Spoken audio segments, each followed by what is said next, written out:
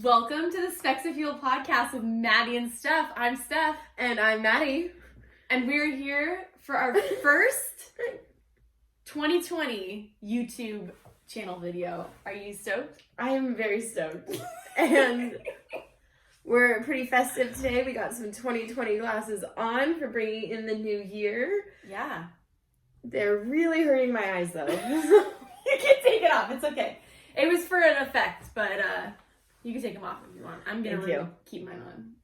I think they're fun. They were, but little... Here, why don't you put them like display them? Displayed. Okay, There we go. Yeah, there we go. So, 2020. It's our year. It's the year to shine, right? We have a lot, as we have talked about in our previous episode, we have a lot of goals that we want to do this year, and very excited about it. Yeah. So, do you have any New Year's resolutions? I have a few. I don't like calling them resolutions though, because usually when you make a resolution, they never stay. Okay. You know? But I do really want to focus on sticking to a schedule this year. Kind of get some more structure in my life. So that's sort of my 2020 resolution goal. They hurting you now? Yeah. I know I'm interrupt, but yeah. What about you? I always say, like, I'm gonna work out, or, you know, the typical things. Yeah. I'm gonna save money, and I know, like, it's not gonna happen. Oh, that's it. Money is another one for me. It's not gonna happen. But I'd like to think I can do it this year. Yeah, see, that's why you can't call it a resolution. I feel like with 2020 is like it's not like 2019, like it's 2020. Like it's a new decade? Yeah. We have to do big things. Yeah. Well, you know, we are with this podcast, at least. This has changed from 19 to 20. That's true. All you watchers. I know, it's this, okay, so this is a very weird experience. It is. We actually, typically when we record this, we're not camera ready. No. No. And we had to get, somewhat decent in order to record this. Yeah, and I don't know if to look at you, to look at the microphone, right? Or to look at the camera. Who do you look at? Do I look here? Do I look here? Do I look here? What do I do? I've been looking at the microphone to make it. Looking at the microphone? I don't know. I'm aiming right for it. So it'll be an adjustment to figure out, quite what we're doing here. But nonetheless, I'm excited. Are you doing a New Year's Eve, party? I have no plans. Nice. Me neither. I'm not going out. No plans. That sounds exhausting. I don't think I've ever been to, a New Year's party. I've been to, a house party. Okay. For New Year's, but never, out. Mm-hmm. To, the club. The club. We should go out to the club for New Year's. No. I'm just kidding. I'm too old. You're too old? I don't want to hear it. Shut up. I need my sleep, okay? I'm tired by 10 o'clock. No. I'll probably be I got my kids, so I'll probably be asleep before all of them. Just set all your clocks ahead.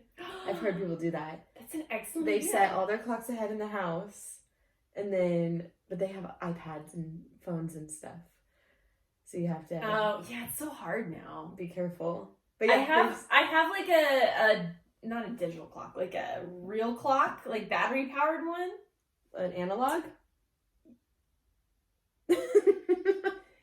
In the other room, and when daylight savings hit, it probably took me a month to change the time. So they knew. My kids knew that it wasn't right. Because they all have iPads. Yeah. So that idea's out the door. It's okay. I'll just go to sleep. They don't care. Yeah. It is what it is. They don't want to go bang pots and pans outside? Do people do that? I did when I was younger. I know, but that was... I know. I don't know. I don't know. Do that anymore. Now they just, let off fireworks. Those are illegal here. I thought. I mean... Still yes, happens. but... Those little poppers and stuff. Where's our poppers? Oh! I left him in the other room. Oh, it's okay. You want me to go get him? No. Okay. It is A-okay. I had gotten some stuff at Party City for 2020. Because we're ready. Hurt. They don't hurt. Yeah, they do. They hurt my eyes. Is it like crossing your eyes? They feel really narrow. Oh. I don't know. It gives me a headache when I put them on. Your patients aren't lying, people. Just kidding. I never understood that. But, those look great on you. Thanks. I think I'm starting a new trend this year. Trend alert. Oh. 2020 glasses. You could probably get away with a lot because of the 2 O's. 2020. I have 2020 vision. That's a lie. I don't. I've got like 2030 in one eye. And 2015 in the other. I don't even know. That's bad, but it's okay. Well, you have... I've had LASIK, so that's different. Can you stop looking at me? Well, what am I supposed to look at? I don't know what I'm supposed to do. Look at the camera or look at you? It's like we're vlogging. But we're not going anywhere. We did go out to lunch before this. We did. Which was fun. We came up with a lot of ideas. The waiter kept hitting on her. I wasn't going to say anything.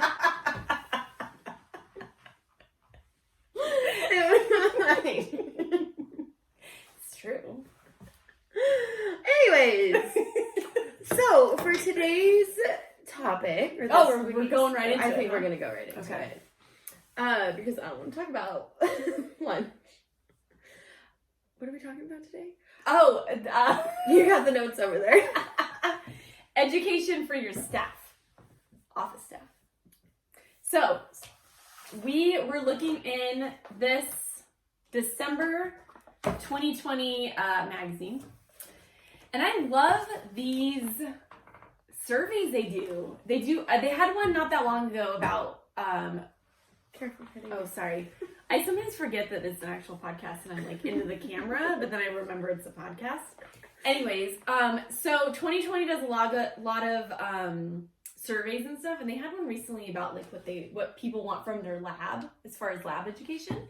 And so they did one on, I guess, just general education. It says education of the data. Oh. Education. So they did, in the December issue, they did a whole survey with, it looks like it was 94% opticians, 6% optical technicians. I didn't see the total number. Like how many people were surveyed on it. But they talked a lot about, what kind of education what kind of education are offices looking for? Oh, I didn't know where that sentence was going. Well, I was going to say because education is singular, but offices is interesting because you need education, and there's different ways to get it, and that's one of the questions in here, right? Is how they want to learn about it or no? What? Like if they want to go online, if they want to learn from their from a rep, if they want to. I don't know if that was that one of them in here. I thought. Anyways, I was wrong. But there's always new products coming out, and you have to learn about them. And this is where I was going with that conversation. Stop it. Hairdressers are constantly going to education courses and constantly learning new techniques and new products and things like that. And I think that's something because they're trying to stay current because people are always coming. But they don't have to do like CE classes, right? No. To maintain their license. They don't. Okay. But they want to, so they can stay up with all the trends, so they can stay up to date with all the different products and how techniques and things like that, because people are constantly graduating from cosmetology school. Right. And there's constantly new salons opening. So you have to stay up with the new techniques so you can keep your client base. So they're like, oh, this person does this blonding specialty. And they jump ship. So. That makes sense. As the new trends come out. Yeah. I don't know. I thought it was a way to tie it into training. That's very true. No, that's absolutely true because there's always new lens designs and stuff coming out. And how can you prescribe it and explain it to your patients without knowing about it? Yeah. And that's like one of the things. So on this whole survey they did. One of the questions was, what topics would you like to learn more about? And 63% of people said digital lenses, design compensation, and optimization. And then 58% said lens designs, materials, and coating. So it seems like most people want to learn more about the product, not necessarily like general education. Exactly. So I found that really interesting that people want more product knowledge. And it's frustrating in our role, seeing these numbers. Yeah. Because one of the best ways to learn about the products is through the rep. Yeah. Brand reps. Yeah. Yeah, those brand reps know their product and can teach you and can help troubleshoot.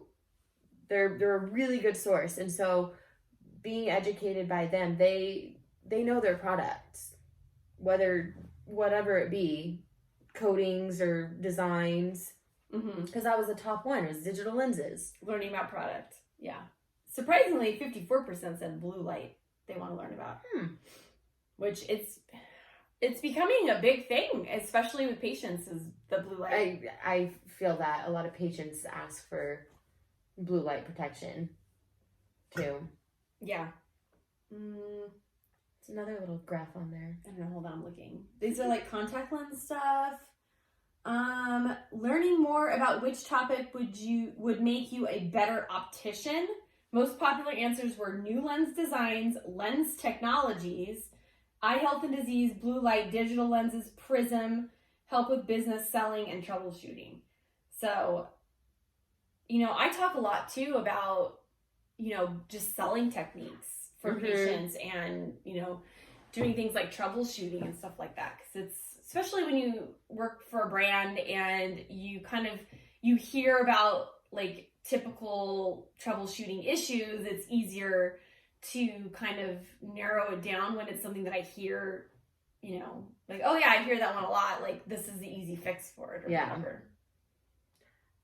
I don't know if we can go into as well, a lot of, you can troubleshoot before the sale sort of thing too. If you know your design and know your product, you can choose the right one for your patient and what they need. And then they're not setting the expectation. Exactly. So then when they come and you're fitting it correctly, you're knowing what extra measurements are need to be taken, or if there's any specialty fitting heights and things like that. If you know about that when you're fitting your patient in it before you order it, they're not going to come back upset because you already, like you said, set the expectation. You put them in something that you are knowledgeable about and customized it for them. So that's why, yes, all this education is, again, learning more about which topics will help you better. Oh, that's contact lenses. Sell new products. Let's see. I did also find very interesting is that they did an average of how many years have you been a state licensed or ABO NCLE certified optician. The average was 18 years.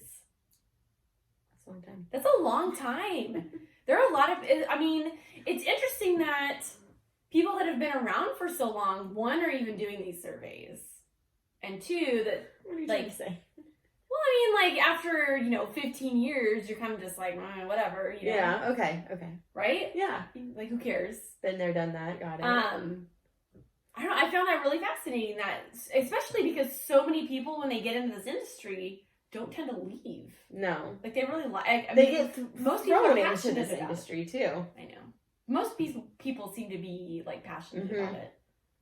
Yeah. Oh, absolutely. And tend to stick around. There's lifers in this industry. I feel like that's going to be us. I know. Let's see, what else? How many CE credits can be earned online during your license renewal? 11. Only 16% of opticians and optical technicians do actual refractions, which I think stuff like that, as far as refracting, I feel like in foreign overseas countries, I think that's more done by opticians and optical staff versus the actual doctor. I know like the whole overseas and the different, like they call the optometrists opticians or something. I don't know. It's a little bit different over there. Different. Huh. Yeah.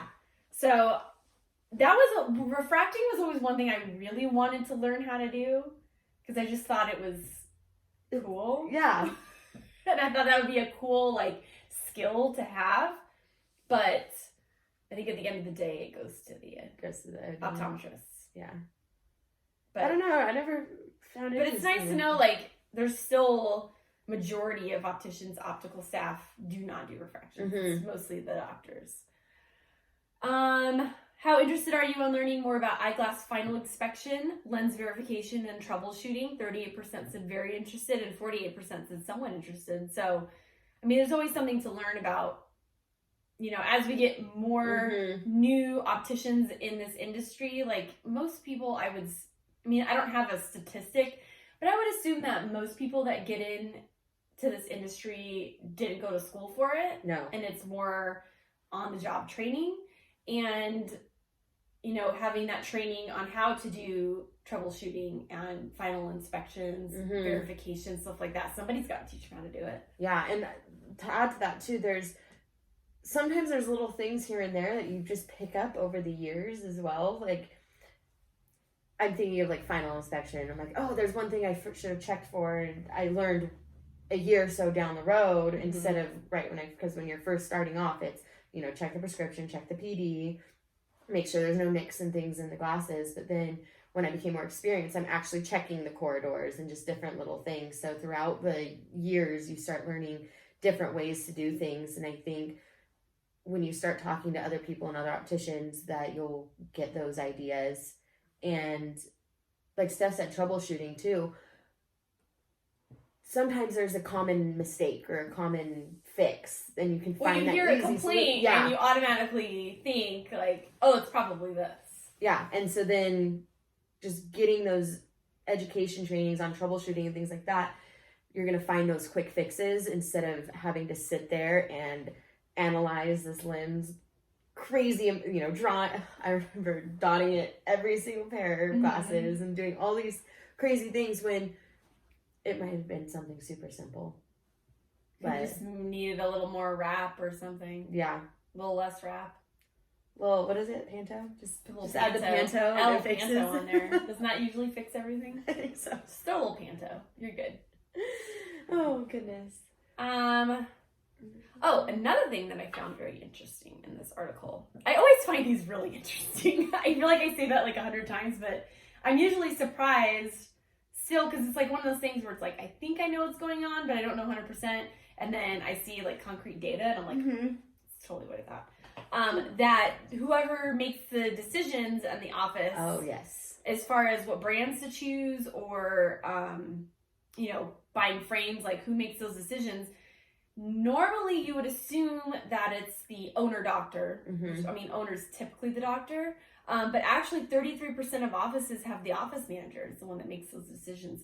So it's interesting to see that so many doctors are kind of more hands-off as far as how the business is run, and kind of lets it up to the optical staff because they're the ones technically in the trenches, seeing what's selling, what's not, and is, you know, kind of responsible for keeping on top of trends on, you know, what's doing well and what's not.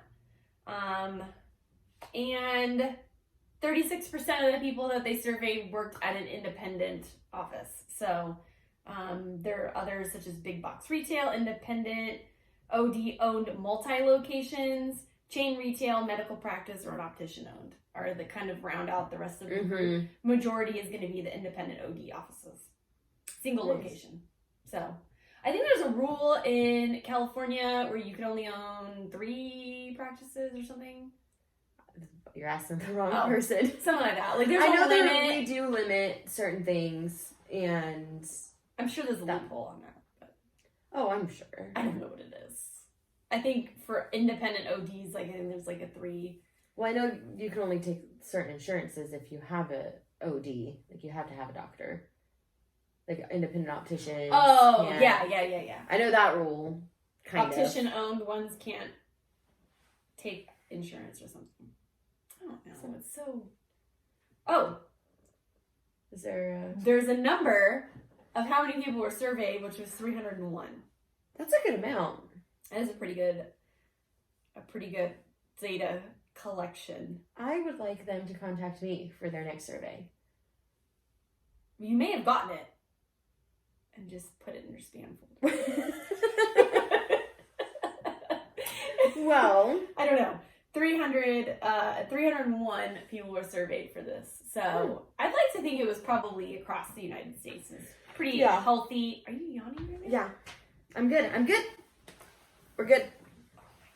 So that was kind of our topic for this week from 2020 magazine.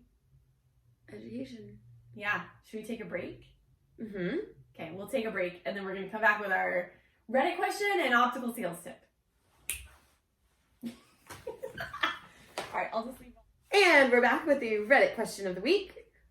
Kind of, yeah, I guess it's a question. Yeah, that's the question right there. Oh, okay. The second half is a question. It is a picture, but it does say, tried using nail polish remover to get rid of the glue. Are my glasses ruined now?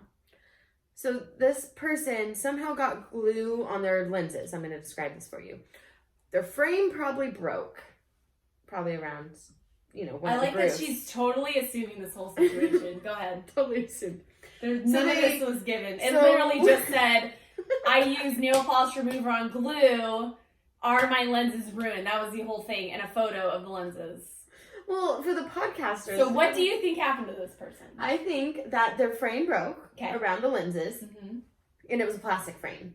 So they went to glue it together. But at the hinge? No, around, what do you call that part? The part that the lenses. The frame? Yeah. The frame face. The face frame? So wherever the grooves are, where the lenses go in, they tried to do it by gluing first and then popping the lens in after. But they weren't stretching, because then when you pop the lens in, it would snap at that same point. So then they had to put the lens and then glue it while the lens was in there. That is how the glue got on the lenses. And because some glue got on the lens, wherever part it was, they wanted to put, nail polish remover removes pretty much everything. So they put some nail polish remover. Do you think they used super glue or Gorilla Glue? Super glue.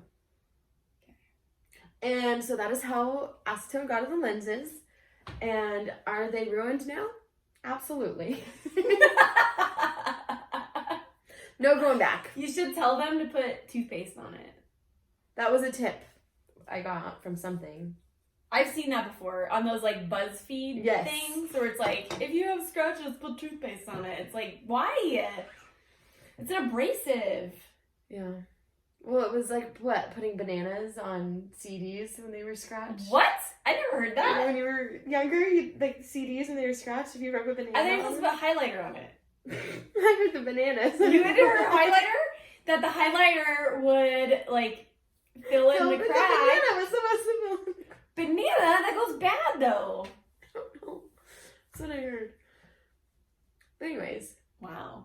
Use lens cleaner. Don't do anything and just go where you got the glasses and fix them. Stop banging the table. Just don't do it. That's my advice. Okay, but what can they do? They can use lens cleaner and they can use water if they need to clean them. But if it breaks, go in. Oh, okay. Well, what do you advise to this person now? That person. I'm confused about this photo. Well, based off my story, his frame broke at the top because that's where most of the damage is. And then. Well, it looks like it's And he didn't use a Q-tip with the acetone. He used a whole. But. I'm assuming a lot. I'm just curious of what happened here. I told you what happened. No, I understand that. Here's what I think happened. Okay. Use Gorilla Glue, first of all. Not super glue. Okay. And it was at the hinge ripped out. And the guy was super messy and just got it everywhere. Oh. That's what I think happened. I think my story is more possible. I don't know. Have you seen me with super glue? I went into a lot more detail. That you were very detailed about it. Thank you. So, moral of the story, just go get it fixed. Or go get new glasses. I think, okay, first of all, how the heck do you even break your glasses, like, in the frame area? I've seen it happen. I woke up and they were like that. Exactly. This doesn't happen. No, if, like, the lens is too big, possibly, and then it's just, like, stress over time, and then it just, like, falls at a certain place, or the lens pops out in the matter of falling, and then they get, like, stepped on. I've seen it happen multiple times. To you? No. I've never broken a pair of my own glasses. Really? Yes, I did. They snapped right in the center of the bridge. Oh. They were my first pair. Oh. My very How first old were pair. you? Well, I got my first pair when I was 17. Okay. We already talked about this. It was junior year of high school. Yeah, we did. And then... I totally remember. But then when I got then I switched to contacts and I never got new glasses. So then when I started working as an optician, I was wearing those glasses all the time. But then I finally got a nice newer pair. Right. And the old pair didn't have a case, and I just didn't think to get a case, and they ended up in my purse. Right. Anyways, I think we've all been there. Yeah. Okay. Well, that was our Reddit question. Yeah. Let's talk about our sales tip of the week. I feel like we should have like a... Dun, dun, dun, dun. Yes! Yes. Yeah. Can't do it. What is that, like, horn? I really want to do the horn noise. We'll figure it out. Okay. Well, anyways, we're moving on to the optical sales tip of the week. Trunk shows! Do them. So, this has become really popular. Mm-hmm. I see them all over, like, social media now, people advertising their trunk shows. And there's so many different ways you can do them. Sorry, I don't know if you were going to go on a different tangent. Do your thing. So when I did trunk shows, it was just us in the office, and it was semi-annually. So we did one. Like, you didn't bring the rep in? Yes. No, we didn't do any rep or anything. Okay. And we did a raffle every hour, and we raffled off a bunch of different things because reps donated stuff and whatnot. And we just offered certain discounts on frame and lens packages and things like that. But yeah, now I see a lot with frames. And so that was a big change for me going into the bigger world of opticianry. I don't even know what I'm trying to say. It's getting out there. Yeah. A lot of people bring in different frame wraps. And sometimes the frame wraps put them on. Yeah, I see most of them, like, the reps there for them. So which I think is really cool because they know their brand the best and they have the greatest talking points as far as frames. They carry all of the options, all the styles. Right. Is what I was looking for. And optician what am I trying to say? Practices can only have so many frames. It's a great way to unload discontinued frames or frames that are kind of on the way out. It's a great way to kind of get rid of them by you being able to kind of discount them. And I think, especially if it's a brand that people are interested in, then they're going to come check it out. Because, who doesn't love 20% off on a frame or something? Like, it's going to get a lot of people into your office. So, but you have to advertise it. That's the other thing. You have to talk about it and hype it up a little bit. And definitely, yeah, it has to be planned quite a bit in advance so you can get the word out to the patients that are coming into the store so they can tell their friends and family. Have flyers, postcards. Social media is a huge thing, I think, for the trunk shows. Yeah, absolutely. Yeah. Trunk shows. Do them. That is our optical sales tip for this week. And happy 2020, everybody. This was our first episode of 2020. And are you excited? I'm excited for 2020. It's like a restart for me. Oh, absolutely. I just hope I restart. have Gotta install that upgrade. Or the I have all the plans. software update. Yes. That's a great analogy. You gotta update your software. And not run on... I'm still running on the old version. So we need Unfortunately. to... I can't with these darn glasses. I think they're fun. They are. Do you have a wide PD? Is that the problem? 63? What's your PD? You're like 62. No! You're like 31 each eye. I don't even know what it is. Isn't that terrible? You did I a should whole know video. I did do a video. You're right. Anyways. Your PD is so wide. Oh, sorry. I keep banging on the table and she keeps getting mad at me. I don't mean to. Do you have any closing remarks? No. Thank you guys for listening to this episode and following along with us through 2019 and into 2020. We're signing off. You didn't say to wait. You're not going to follow us on Instagram. Well, I already signed off. Sign up. That's it. All right. We'll see you guys next week. Say it again. Signing off. I can't.